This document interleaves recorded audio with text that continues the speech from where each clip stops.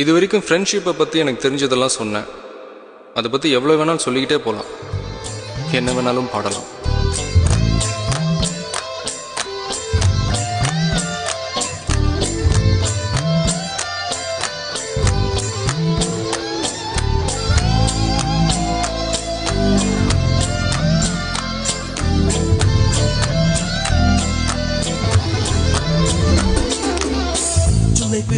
ஜூலை பிறக்கும் ஜூனியருக்கும் சீனியருக்கும் கல்லூரி வாசல் எங்கும் ராகிங் நடக்கும்.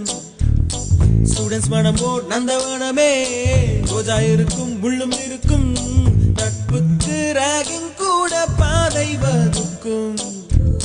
நண்பன் ஒருவன் வந்த பிறகு என்னை தொடலாம் உங்கள் சிறகு.